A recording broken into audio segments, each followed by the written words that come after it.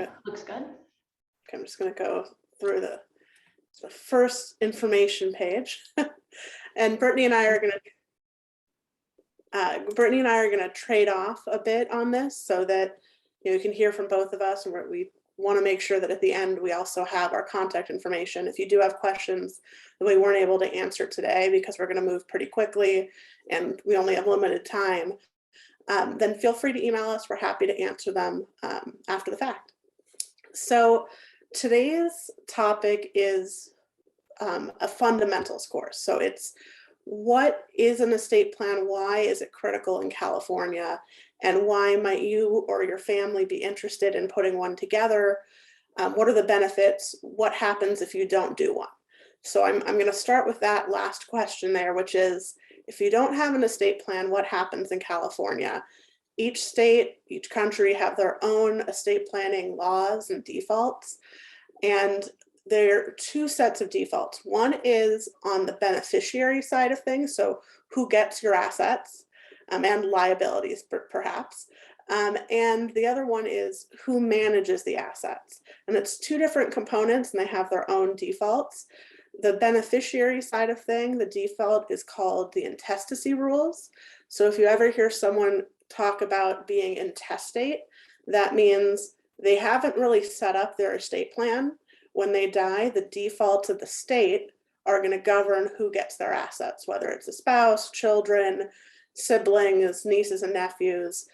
There is a chart in the California probate code, and it tells you exactly who would inherit if you don't have an estate plan set up based on who's living at the time of your death. And then the other default, which is who manages it, if you don't have an estate plan and you have some assets, then you'd end up in court, and the court's going to look for an administrator of your estate, sometimes known as an executor. And there are defaults, again, for who the court should appoint, who they should look at first to manage your estate. Or if you're incapacitated, who they should look at first to be a conservator for you if they need to manage your health or financial decisions while you're still alive for you.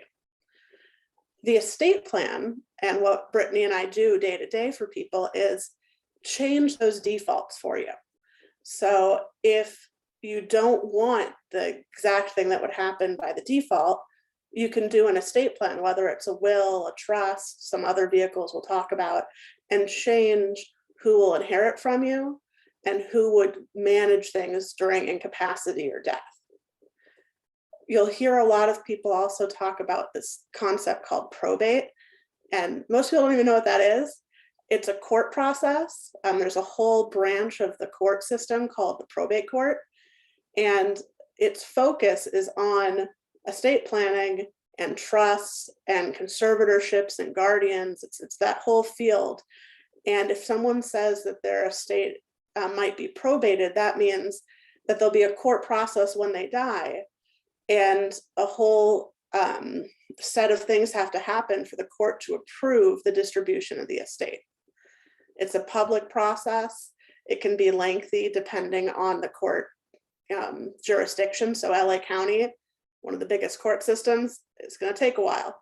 They're very backed up. A lot of cases that come through there all the time. An average probate case in LA County could take 2 years.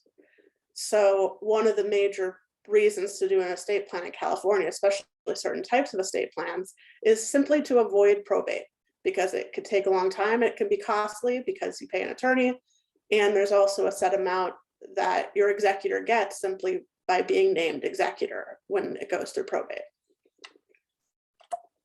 So let me move on to the next slide here.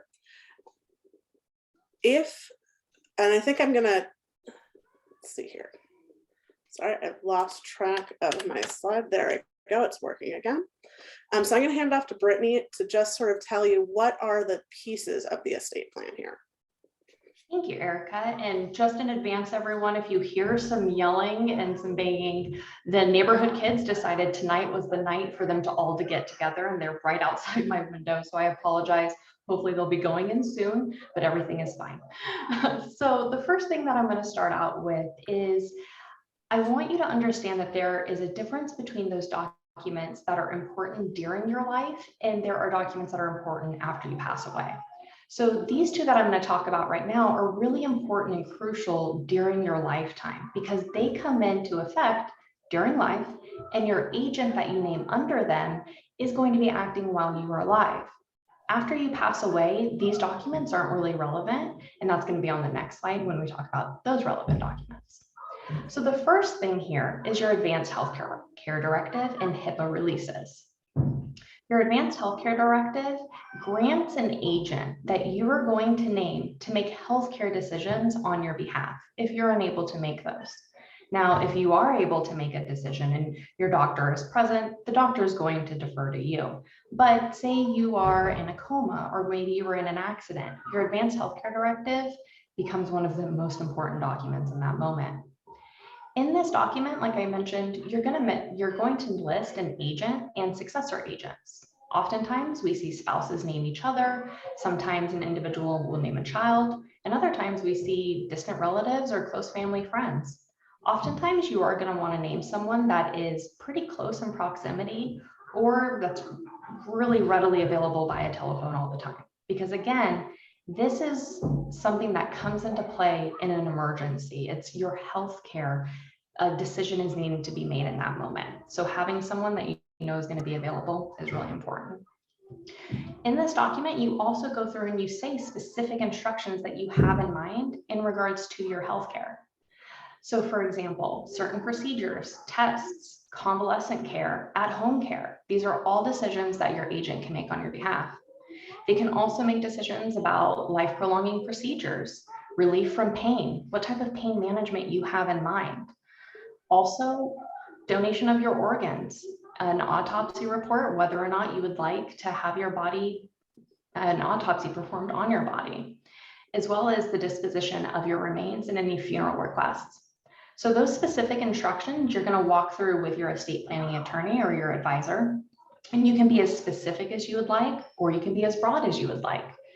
I tend to try to keep in mind who you've named. If you've named your spouse and you've had several conversations about this, then maybe you can be a little bit more broad and maybe even a little vague, and they can make the right decision in the moment. But do keep in mind, when this document is needed, it tends to be an emergency, and those individuals you've listed may be under quite a bit of stress. So having specific wishes that they can point to in a document does come in handy and alleviates quite a bit of the stress that they might be feeling. You will want to make sure with your Advanced Healthcare Directive that it doesn't contradict any of your other documents that you might have in place. So the things I'm thinking of are mainly your DNR if you have one, or a PULSE if you have one. Those are more formal documents that you might have filled out with your physician or with your nurse practitioner. They are formal medical documents, one of which tends to be a bright pink. So I strongly recommend that whenever you complete your Advanced Healthcare Directive with your attorney, bring it into your physician or your nurse practitioner. Have them look at it with you and make sure that it doesn't contradict anything else that you have. You also want to check with your hospitals or any medical institution near you that you might frequent, that they have a copy of your Advanced Healthcare Directive. A lot of times they have portals that you can upload them to, so make sure to ask. The next document that I'm going to review with you is a durable power of attorney. So your Advanced Healthcare Directive, think of that as your healthcare decisions. Your durable power of attorney tends to be for financial matters. So you're durable, you're going to name an agent as well. You're going to want to make sure that this person at least understands finances or maybe financial institutions and knows how to ask for help, because the authority under your durable power, now it can range. It tends to include, I'm sorry if you can hear the kids, it tends to include the ability to withdraw or transfer financial assets, to create or change beneficiaries on accounts. It also tends to allow for the ability to make loans or gifts in some instances, and it tends to have a power to sell. Now, the Advanced Healthcare the durable power of attorney is oftentimes a very sensitive financial document. So I do advise that you put a lot of thought into who you're going to name. Do remember the time that we tend to use this the most is When an individual or a couple have assets in a revocable trust and maybe they forgot to put an asset into that trust, sometimes whenever they become incapacitated, their agent has to step in and put that asset into their revocable trust. That's the main point that we see durables used, but again, they can be used for those other points. So taking some care whenever you're drafting it is really important. Another thing, given the current environment that we live in, you will want to talk to your estate planner or your advisor about how to take into account the digital world and your digital assets, including, sorry, something is on my screen. Okay, I can't see the screen, but it's okay. So with digital assets, you are going to want to make sure that you have your accounts and your passwords saved. There's several apps that you can use for this, but talk to your advisor about it. If something were to happen to you, the majority of your financial assets are probably in some type of digital portal. So you want to make sure that that is mentioned in your estate planning documents. Next slide, please. Thank you. So again, like I had mentioned with the durable power of attorney, sometimes what we end up doing is actually using that to move assets into a revocable trust, which then of course prompts the question, do I need a revocable trust? I think that's probably one of the more common questions that I get at dinner events and mainly Zoom events at this point. And that goes back to what Erica was mentioning earlier, is first, well, probate in California, it's one of the more dreaded things that I tend to come across actually in practice, because it's not only lengthy, and I'm not talking, oh, a few months, maybe even 6 months. It's the rare case that we actually see a probate take less than a year. They tend to take longer. And that just has to do with the many steps involved and the paperwork that's needed, as well as the various parties from the court, a probate referee, our office, the client, and anyone else that can potentially be involved, being involved in this massive proceeding. Another reason why you might want to avoid probate is due to the cost. So in California, there are statutory fees for attorneys and for executors. So depending on the value of the estate, the attorney and the executor are entitled to a certain fee. And then on top of that, attorneys can oftentimes ask for additional fees. Now that has to be approved by the court, but there is a possibility that that could happen. And that doesn't even start to take into account the filing fees that we see, as well as just miscellaneous court costs that tend to pop up. Now, when you're asking yourself if you need a revocable trust, an easy thing to consider is, okay, well, what's the size and makeup of your estate? Now, for size, kind of the instant yes is going to be if you have a taxable estate. For 2022, a taxable estate is an estate over 12 million and some change. So if you're married, you're going to combine that. In that instance, you're most likely going to need a revocable trust because you're going to go to an advisor who's going to probably offer you quite a few tax plans.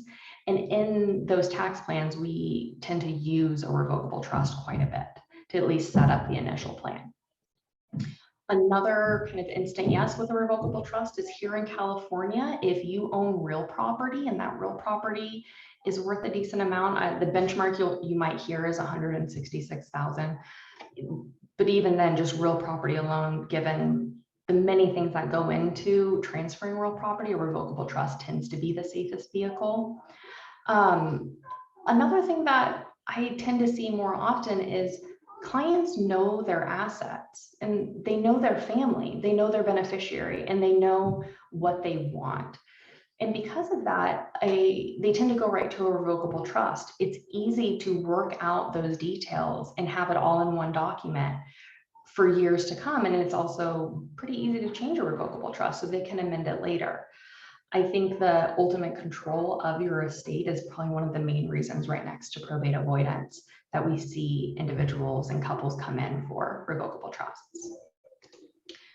So then Erica is going to walk you through kind of two of the camps that we see, the with the trust or without the trust. Yes, so depending on your asset structure and depending on the laws of the state where you live, there are really two primary camps or structures to an estate plan. One centers around your will, and we call your will in that case a standalone will. There's no revocable trust.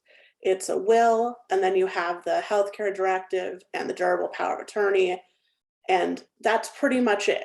If you have any assets that you don't want to pass by the will, that to go through the probate process, then you make sure that they're held with a right of survivorship or with a transfer or pay on death beneficiary.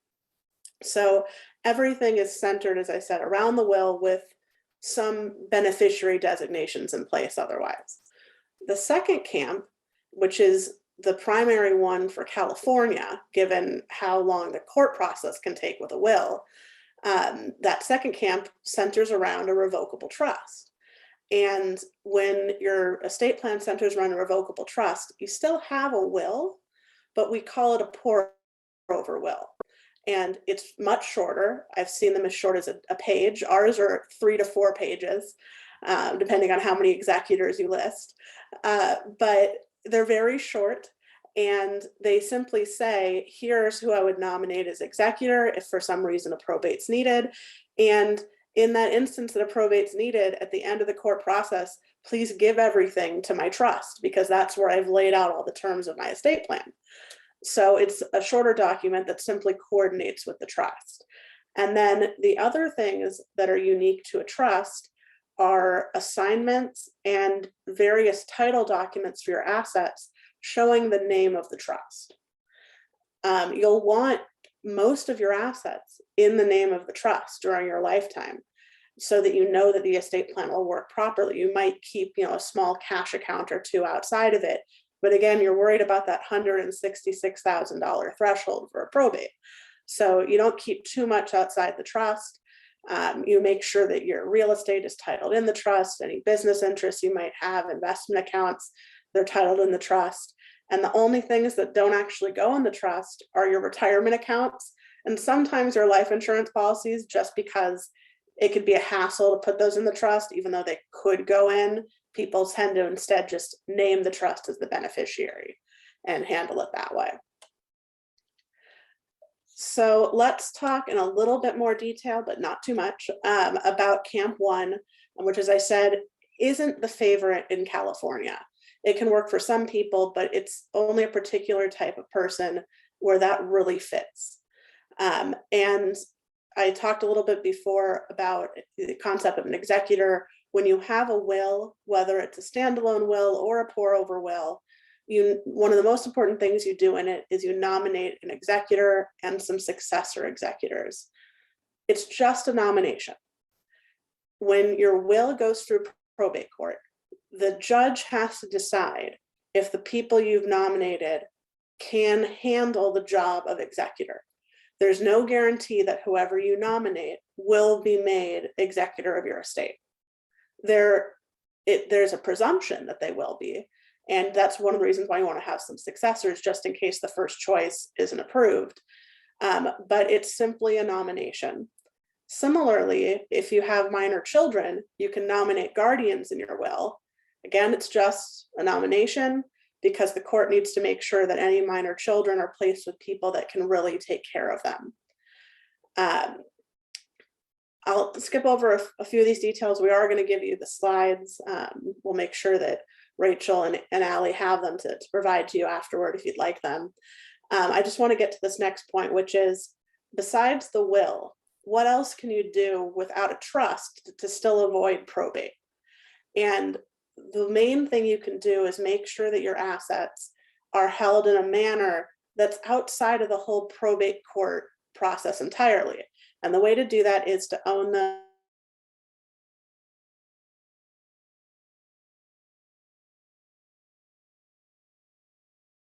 If it's owned with a spouse in California, it's probably going to be community property with right of survivorship.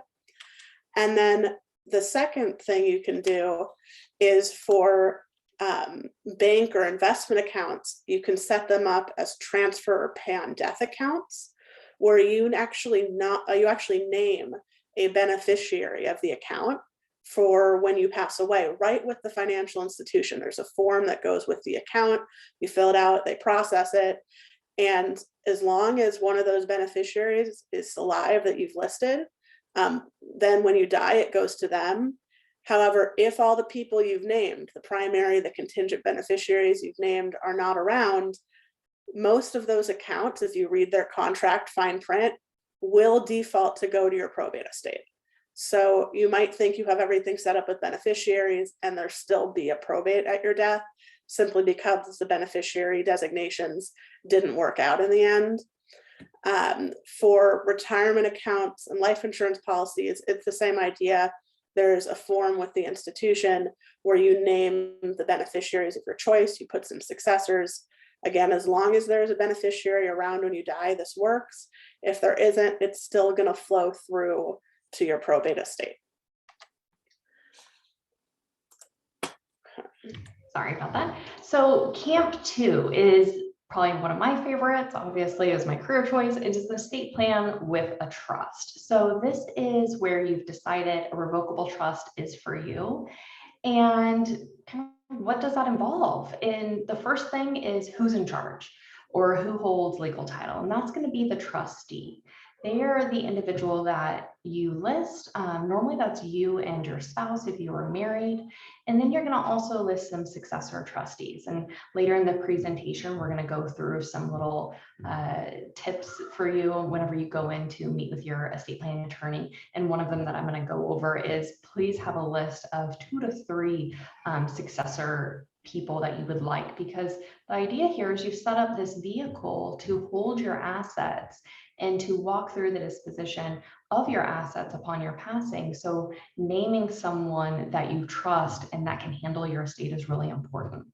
So again, another important aspect of a revocable trust is that it lays out your plan and what you have in mind for your estate. So what we oftentimes see, and that it really does range, one cool thing about trusts that I really enjoy is you can be as creative as you possibly can be. It really, there's no limit on a lot of these things if you have a good estate planner. So come up with some ideas. Think of various scenarios that you want to take into account, and that can all be put into your revocable trust. So examples that I might see kind of on a day-to-day is clients are wanting lifetime trust for their children. And this can be for a number of reasons. The first is maybe the kids are really young. So if you were to pass away tomorrow, the children just aren't able to have their own financial assets. So putting that and those types of terms within a revocable trust is the perfect place.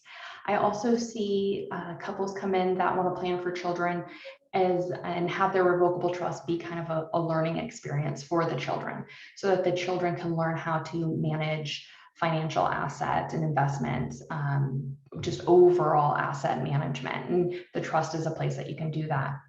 We also see trust used sometimes for asset protection, which they can offer in certain circumstances. We also see distributions at certain ages or life events.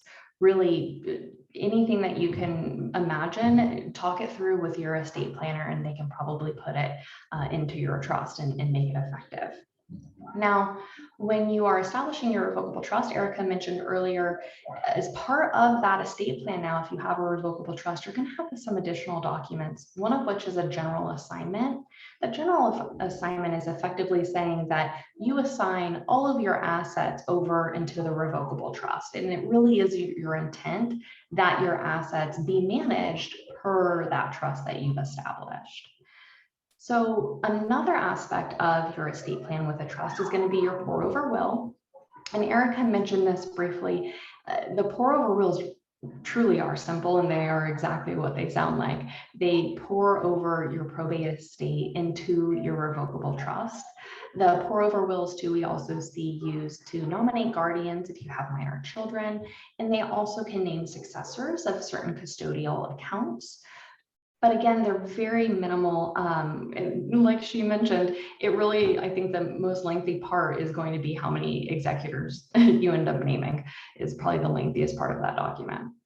And then the retirement and insurance beneficiary designations, they can function similarly to how Erica broke down, where you are naming individuals so that the account simply goes to that individual upon your passing.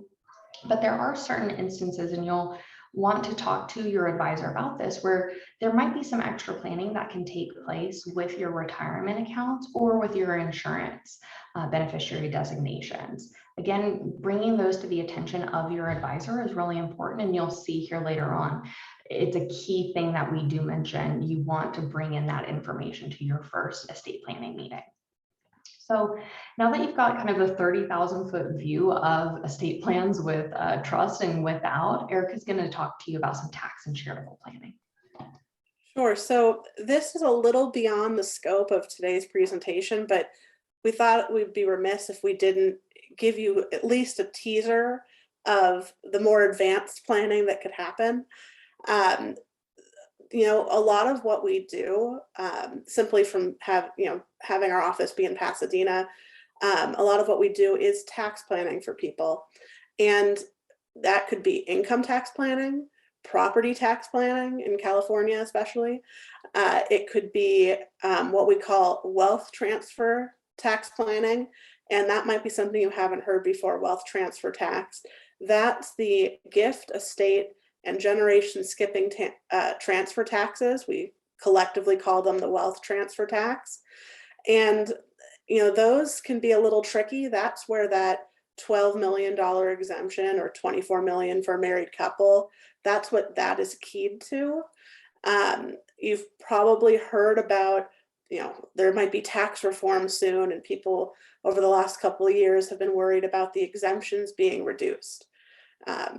And what they're talking about are the wealth transfer taxes and that $12 million exemption. Right now, the current tax law, which went into effect in 2017, says that the exemption, which was doubled by that 2017 Tax Act, will get reduced by half at the end of 2025. And one of the worries over the last couple of years was, if there's further tax reform, maybe it will get reduced sooner. And people were rushing to use their exemption during their lifetime, people that have taxable estates. That tax reform hasn't happened yet. It looked like we might have got some at the end of last year, but then that got pushed. So we'll see what happens. But even the current draft tax bills in Congress do not reduce the estate, gift, generation, transfer tax exemptions. So it's looking like we will have really high exemptions until the end of 2025. Historically, there hasn't been a tax act that ever reduced the exemption amount, only increased it. So who knows if 2025 will come and then all of a sudden the higher exemption will become permanent instead of being reduced. We don't know. There's really no way to predict that. But if you do have an estate that's more than that 12 or 24 million mark, tax planning can be very important to you, especially if it's not necessarily that you want to avoid paying any tax. You just want to make sure you don't pay more than you need to, or that if you have charitable goals in mind, funneling that money to the charitable goals instead of to the IRS is something that a lot of clients of ours really want to do, because as I said, if you have goals in mind, use it there, and then the balance can still go to your family. So that's something we help a lot with. On the charitable planning side, you know, as Rachel mentioned at the beginning, they're going to be sending you some information. I know that the CSCP website has some really good information as well, and I've listed a couple options here on charitable planning. There are so many different ways to do it, and if you aren't sure what charity you want to support, then there are even options that are more broad giving, where you can choose later what charities to support, whether you set up a private foundation to give grants later to charities, or you set up a donor advised fund and later do granting from there. Those are still vehicles you could use for income tax planning if that was a concern, and then still give to the charities of your choice after you've had a chance to do more due diligence later. So all of those are options. And again, we just wanted to give you the briefest overview. of some of these more advanced topics. But if you have specific questions on these, we're happy to answer them or let you know when you've reached the point if you actually need an estate planner because they're so specific. But you know, for today, I think we can move on. This was just a little teaser. So now we're going to get into what, you know, if you've decided you want to do an estate plan, what are the steps you should think through? And Brittany's going to start with getting you ready to go to the estate planner. So the idea here is to have the most efficient meeting with your attorney and hopefully the most effective meeting. So with that in mind, before you meet with an estate planner or any tax advisor, do try to collect all of your asset information. I know that probably sounds daunting, but a really good place to start is in a very simple spreadsheet or a simple table. Even I've seen them on little note cards, just writing down the financial institution that holds some of your assets, your account balance, even an estimate is good, and the type of account.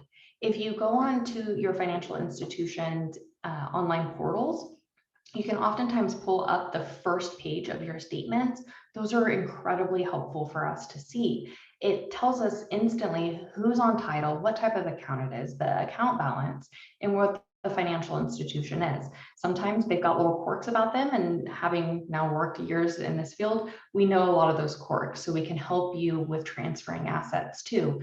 But again, knowing that information in the first meeting, it tells us a lot of information, and it tells us kind of how to set certain goals for you.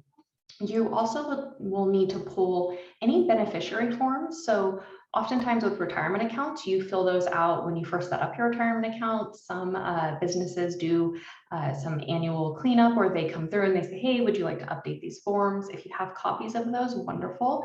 If not, do ask the financial institution or your advisor for a copy of those beneficiary designation forms. Sometimes you'll hear them referred to as DBDs, but oftentimes it's beneficiary designation form that you're going to want to look for.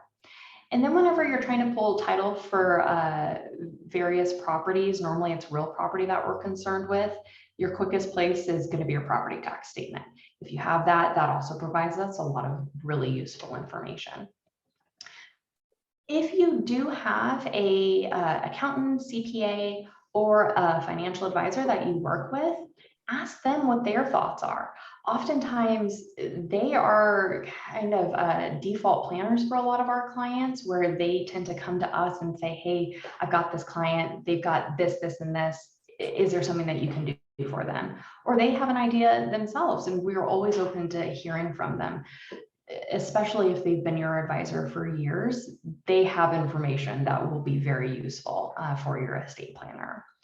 Another thing that I am a personal fan of is involving your children ahead of your estate planning meeting, even if it's just as simple as asking, what are your thoughts? Do you have something in mind? Do you have an idea of how you think things might play out or what you would like to see? Having that initial talk and letting your children know, or your close beneficiaries, if it's nieces and nephews, that they might be involved, it opens up a dialogue.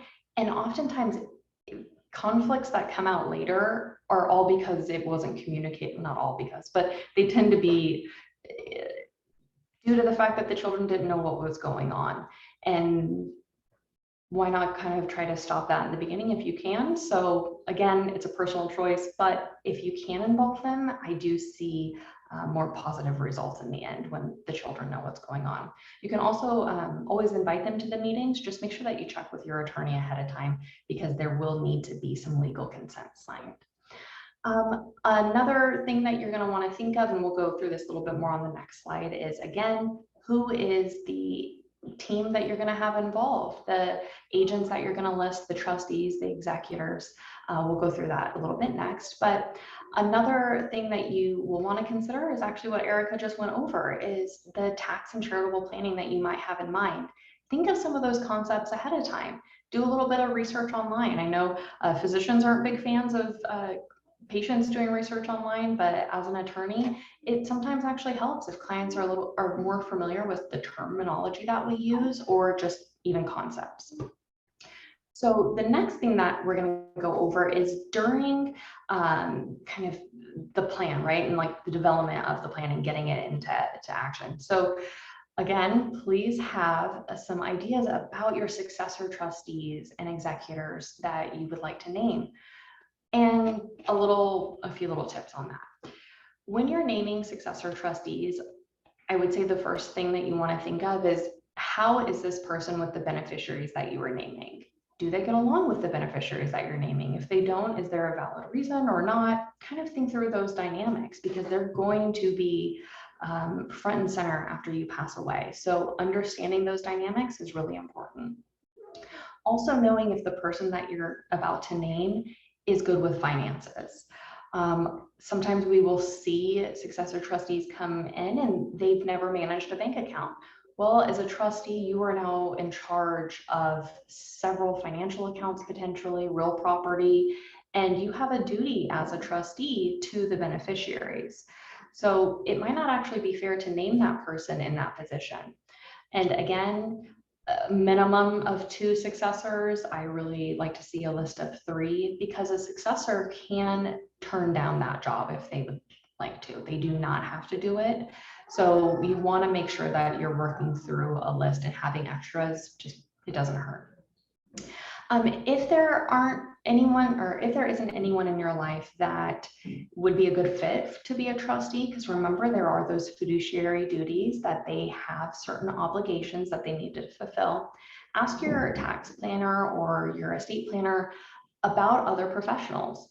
So oftentimes we see corporate fiduciaries, that's your big banks, right? That's your Wells Fargo Trust Company or any of the others that are out there. But there's also private fiduciaries, and private fiduciaries range from a small office where there's 4 or 5 of them and then they have a support staff, to individual fiduciaries.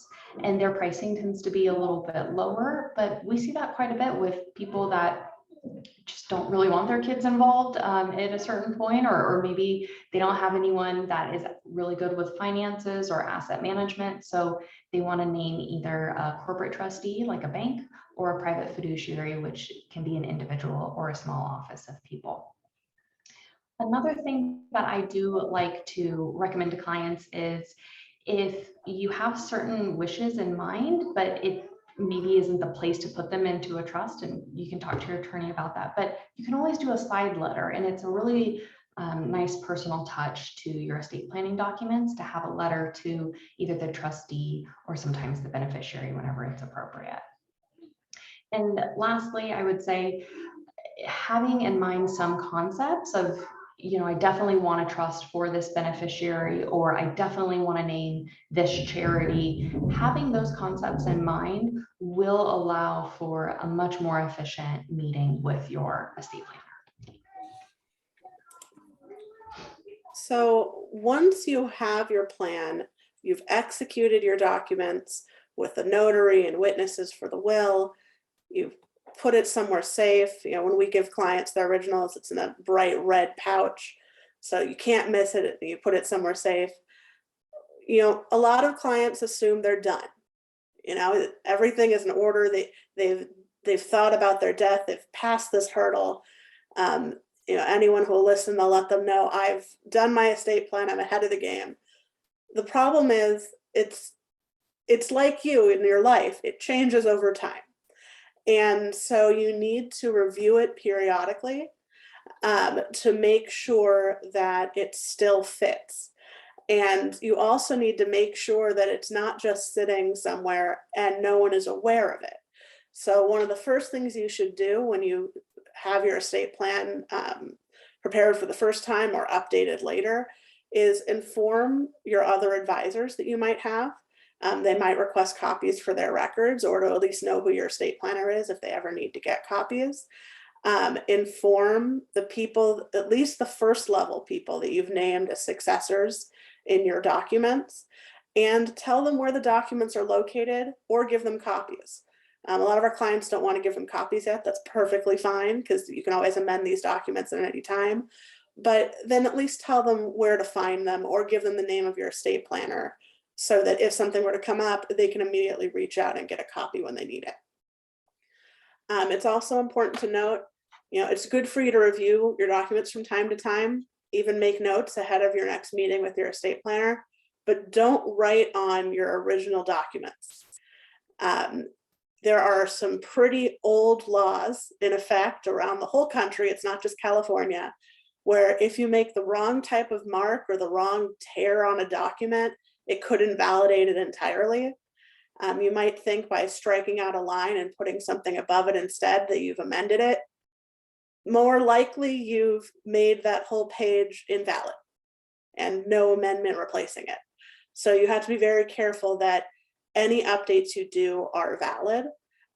So always talk to your estate planner, make sure, you can do some of these by hand. You don't necessarily have to keep going back and paying a bunch of legal fees, but at least make sure you're doing them in a valid way and not invalidating something accidentally.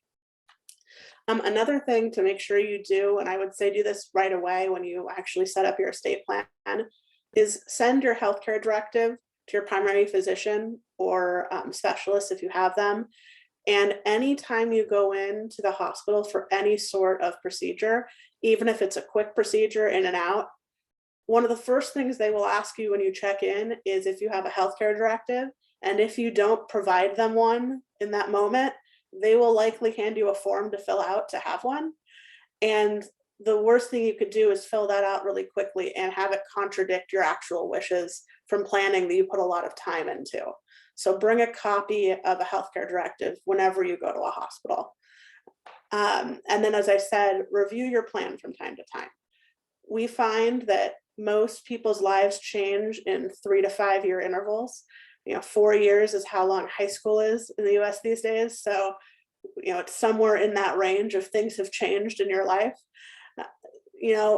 When you review your documents, you might find that you don't need to make any updates.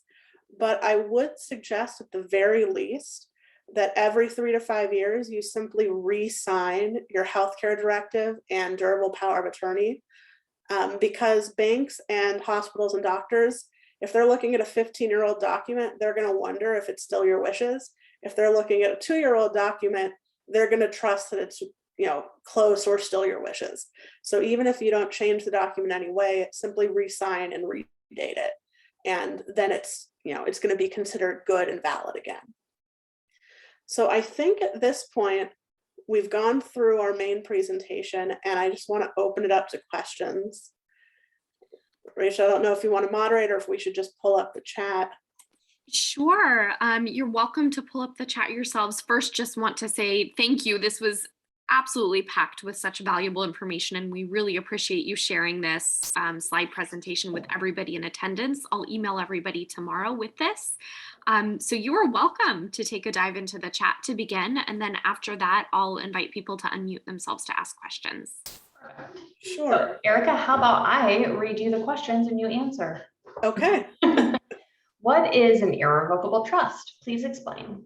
So an irrevocable trust is similar to what it sounds like. It implies that it can't be amended or revoked, which is the intent. However, these days, a lot of us estate planners are including a ton of flexibility into documents. So even if it's called irrevocable, there might be some mechanisms to modify certain parts of it, or maybe you might be able to modify it by going to court. But the main purpose of an irrevocable trust is tax planning. Probably the most common irrevocable trust over the last few decades is an insurance trust. And the point of that trust was that you would gift or sell a life insurance policy on your life to this trust that's for the benefit of your spouse or kids. You might make annual gifts to the trust every year to allow the trust to pay the premiums on the insurance policy. And at your death, because the policy was gifted to this trust that's irrevocable, where you're not a beneficiary, it's out of your estate for estate planning purposes.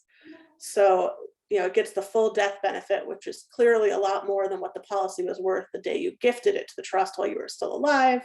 Gets that whole death benefit out of your estate. It's a major tax planning tool. And so a lot of the time we'll see clients come into us, they have a really old revocable trust plan, but they also have an insurance trust off to the side.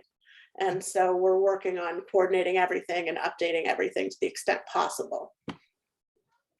And to kind of piggy off that, to go for the next question, so that's an irrevocable trust. And then a living trust is going to be a revocable trust. The revocable trust that we mentioned through here are living trusts. So remember how Erica mentioned, it's similar to you, it's going to change during your lifetime. That's where that living trust idea comes from. It's a living document and something that you can amend and revoke during your lifetime. Yeah, you'll also find people refer to them as family trusts sometimes. So those three, living, family, or revocable, they all mean the same thing. Can you please speak to expressly disinheriting someone who might have a claim? Maybe they're a sibling or a close relative. So I think I mentioned right at the beginning of the speech today, the idea of intestacy, and that's the default beneficiaries if you didn't have an estate plan in order. And it's important for estate planners to know those rules inside and out, because when a client comes to us and they say that they're estranged from their sibling, we will start asking questions. We'll say, okay, are you married? Okay, good. We have a first level beneficiary. Do you have kids? No, you don't. Okay, so now all we have is a spouse. Are your parents still alive? So we try to find out who could inherit before that sibling. And if it's too close for comfort, we will expressly disinherit the sibling in the estate plan.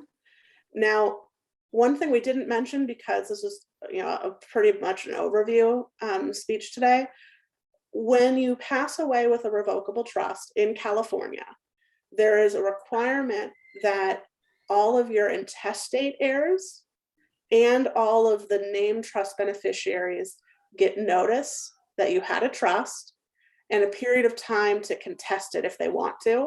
A lot of people will include no contest clauses in their estate plan for the reason of deterring people from contesting during that period. But it's important to note, if you have an intestate heir, meaning if your sibling is that intestate heir, sending them the document showing that they are expressly disinherited, they'll probably try to contest it. They'll lose because they're expressly disinherited, but they might still try. So some people might instead give a smaller gift that would entice them to maybe accept that gift instead of risking losing it by contesting the estate plan, that no contest clause getting triggered. And if they lose the contest, they actually lose whatever you gave them in the estate plan. So if you give them a small gift, it's a deterrent from potentially even losing that. Perfect. Can you please discuss the role of, I think, the private fiduciaries versus the trust companies? Yeah, so trust companies, they're great for some people, but they can be very expensive and they have a lot of compliance internally because they're usually attached to banks. And as you know, their financial compliance is very complicated these days. Private fiduciaries, however, don't have as much of that corporate compliance issue to worry about. So they still owe a fiduciary duty to the beneficiaries of the trust, but they have more flexibility than a corporate trustee would.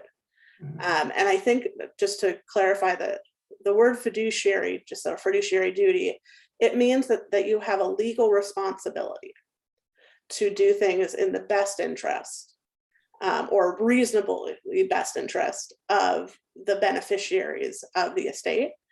So one thing that you might see a trustee do, if they're unsure of if a beneficiary would complain about something they're doing, they might send them notice ahead of time of what they're proposing to do and give the beneficiary the chance to object ahead of time, or at least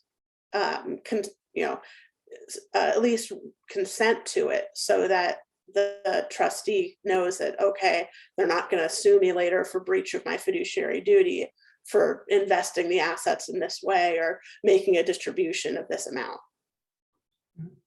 And then one thing too, with, at least in my practice, and Erica, tell me if it's different in yours, I do see private fiduciaries, those individuals or those small offices, they do tend to be okay with acting as a agent under a durable power of attorney, as well as an agent under your advanced healthcare directive, where sometimes banks, they tend to stay away from those two positions.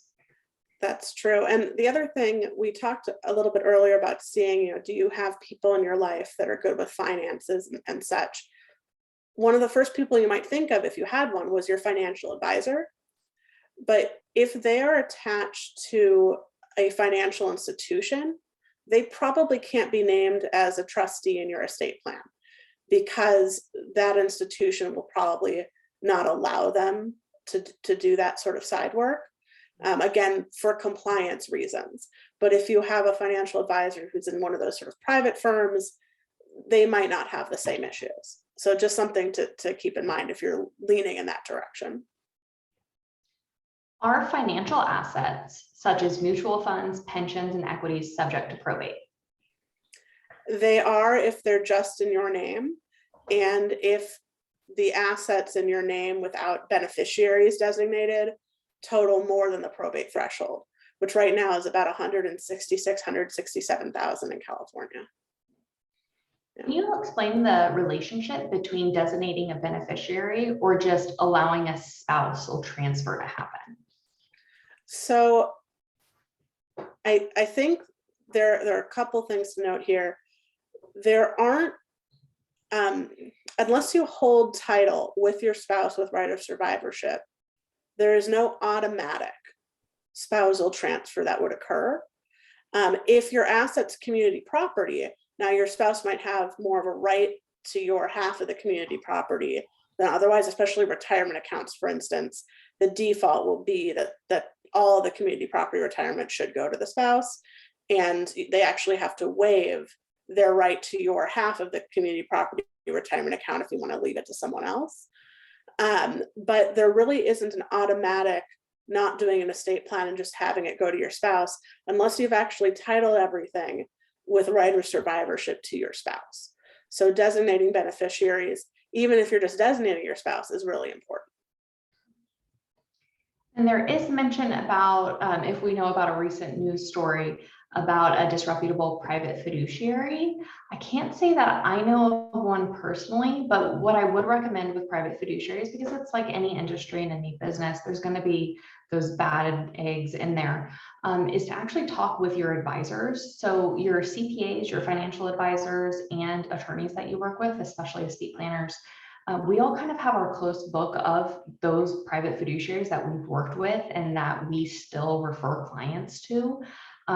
Because we are in an advisory role with that client as well, we do watch closely on what happens with other advisors. So I would say start with your group of advisors, your CPA, a financial advisor, or your estate planning attorney to start with recommendations. And then one of the cool things is you get to interview them. They are very used to interviews. Sometimes we'll attend the interview if the client requests it. Other times we happily set it up for them so that they can meet individuals. We're not in business with them. It's just simply we've seen how well they do with some clients, so we like to send them more clients. So follow up to one of the titling questions for you, Erica. So titling assets as joint tenants, does that automatically include right of survivorship? Depends on the type of asset, what the presumption is. If it's a deed for real estate, the presumption is not. To have the right of survivorship, you really need to make sure that those words are there. You'll be surprised how many escrow and title officers leave it out. And one of the first things we do for a client is add it on, or sever the joint tenancy anyway and put the property in their trust. But if it's not going in their trust, we'll immediately do a new deed to add the right of survivorship. Tax benefit to having your asset held as community property with right of survivorship. And because community property, you get a cost basis adjustment for income tax purposes, both at the first and the second death for the entire asset. So that's very valuable. You don't get that with joint tenancy with right of survivorship because we have the other option in California. For a bank account, simply having a bank account in 2 or more names, it is presumed that that's right of survivorship. It's also presumed that that's a co-owned account, when most of the time, joint accounts are usually just for convenience. You know, maybe it's the surviving spouse and they've put their 3 kids on title to the account with them, and they've left off the one that lives in New York just because they're not around to help them. It doesn't mean that only those 3 kids should get the account. So when someone dies, you really need to clarify with the financial institution before anything happens to that account, what was the true intent? Was that just convenience that other people's names were on it? Or was that, in essence, designating who should inherit the account when the older person dies? Perfect. And look at that, right on time. Amazing. It was like you rehearsed it.